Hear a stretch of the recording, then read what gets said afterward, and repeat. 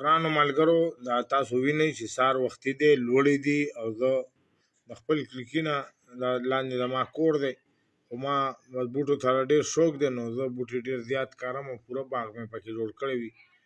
نو زه تاسو سره نن بیا په ځانګړې موضوع په اساک باندې ذکر کوم. نو اساک اسونو والا ته وایي او د پښتنو په الفابیټیکل کې ما تاسو سره په دې باندې خبره کړې. نو د اساکو چې کومه علاقه کې ځان زیات آبادو، خو دا هغه ډله نور هم ټول اساک پښتانه دي، دا ټول پښتانه اساک دي، خو د دوی نوم نسبت هم سره دی راتلو. نو هغې ته خلکو به دره اساک وي، هغه علاقې ته، هغه درې ته، هغه پوره د دره به چې ودېږي پوره کلي او پوره علاقه پوره قوم آبادو. نو دا خلکو چې دی د دې وجې شهرت داو چې دا دونه جری بادر او سریولر کتی چې دی چا سره شي نو ګټه د هغه شي.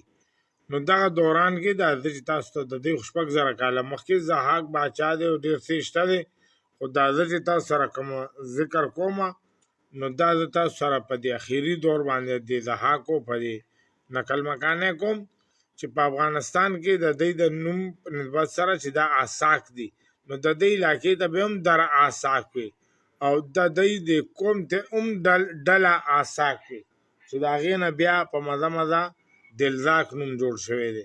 نو دا چې کله ابوالفتح لودي ته ضرورت راغو د جری بادرو پښتنو د خپلو رونو، نو دوی ته خواست وکړو، نو هغه دوی سره شو، نو هغه د پکتیا او د افغانستان ډېرې علاقې فتح کړي او بیا راغو د کورمه پاړه چینارې فتح کا ټلې فتح کو او بیا تلو تلو نو تر ملتان او تر لړکانې لاړو.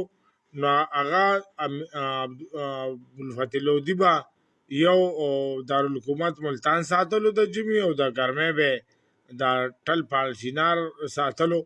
نو د دل دې ته ډېر لوی اهمیت حاصل شو او دې خلکو بیا دونه جری بهادر مړانه کړې چې کله بیا محمود غزنوي د خپل قوم سره دوکې وکړي او په دوکې هغه چې کوم د اکاګانو دا خو غلامانو که نه، د سخره الپتګین پلاس سپکتګین او بیا د درور اسماعیل چې د وجلو او بیا د پلار چې د دغه سخر په دوکه باندې وجلو اقتدار یې تېر شو. نو همدغه شان د ده سخرم د سامانیان پښتنو حکومتونو د هغې نه یو عیسا چې کمزوري شو، یو عیسا یې قبضه کړه، اخري د اقتدار بیا لاړو، نو دی په ډېر علاقې قابض شو، بیا تر غزني پورې راغو.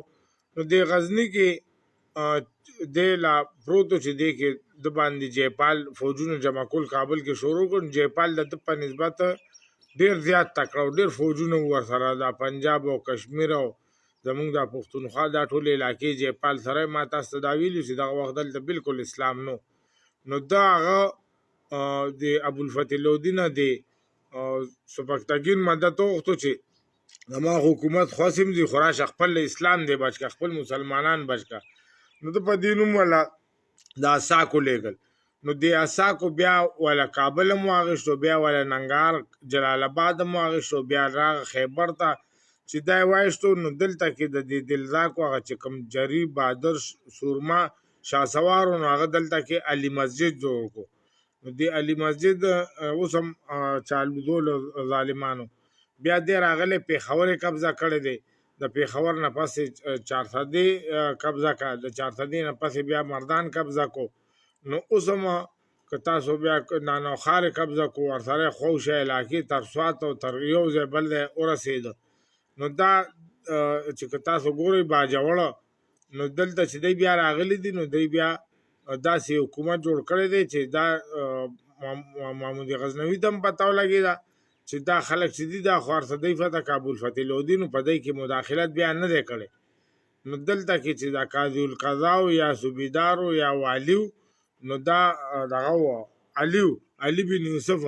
نو بیا د دوی چې بیا چارسده فتح کړې ده، نو هلته کې هم د دوی یو تره دی چې د هغه شیخ ادم نوم دی او هلته کې په دغه باندې مشهور دی، بابا صاحب باندې هلته مزار دی. نو د دې علي مزار هم هلته د جاړي بابا په نوم دی، د پړانګو بابړې لار کې. بیا په دې ځایونو کې بیا چارسده کې بیا د علي د پلار د یوسف مزار دی او په د ماندورو سره په یو ځای کې د دوی مقبره کې ماندورو مقبره کې د شیخ ملهي بابا د دوی د نیکه مزار دی، د علي د نیکه بیا په نوخار کې د شیخ احمد بابا مزار دی چې هم د علي تره دی. بیا د شیخ احمد بابا د زوی شیخ شهباز پیخیش کو پایانو کې مزار دی. بیا د دې پل نه پورې د امانګړ پل سره د دې سید نه پورې امانګړ پل سره دغلته کې د شیخ تپور بابا مزار دی. نو دا ټول مزارونه چې دي نو دا داسې نه دي د پټکي په ځای کفن په سر راوړی او دا غذاګانې کړي د علاقې قبضه کړي دلته شهادتونه مونتي او بیا دوی سره دا شهسوار دا و نو په پیاده فوج کمان ورسره ماندورو کولو نو دا ماندورې دوی سیدان مو نو هغوی له بیا دوی په خپله حصه کې دا نه چې په سیره کې په حصه کې والا دوی بیا دا نوخار ضلع کورمه پاړه چینار کوواټ ضلع دا ټولې ورکړي او نیمې مردان ورکړی دی. نو دا دلزاک چې دي دوی چې راغلي دي نو دوی لومبی جومات جوړ کړی که دوی په ټل کې جوړ کړی دی که دوی په خیبر کې جوړ کړی که دوی په پېښور کې جوړ کړی. نو د دوی د وجې دلته اسلام راغلی مسلماني راغلی د هغې نه مخکې دلته د کفر حکومت و دلته ټول کافرانو دلته هندوانو دلته نور قومونو خو مسلماني نه وه. نو دا مسلماني چا درکړه دا دلزاکو درکړه دا برین واش چا وکړو دا ماندورو وکړو د علاقې د چا فتح کې دا دی وکړي. نو لومبی مسلمان فوجونه لومبی اسلامي جتې چې راغلي هغه دا دي نو د چا دي د دلزاکو د ماندورو دی. نو دا دلته چې زه تاسو ته مسلسل خیم نو دا ما ځکه مسلسل شروع کړي دا دلزاکو نه چې لومبی مې دلزاک خولي بیا مې ماندوري وخول درته بار بار پروګرامونه پې کوم چې تاسو ته د علاقې حقیقت معلوم شي. دې پسې بیا چې کوم دلته نور قومونه آباد دي پای باندې هم تاسو سره خبره کوم. خو زه یم چې سر لري سردار دی نو هغه دا دلزاک دی. خدای مو ښاد او باد ساته. والسلام.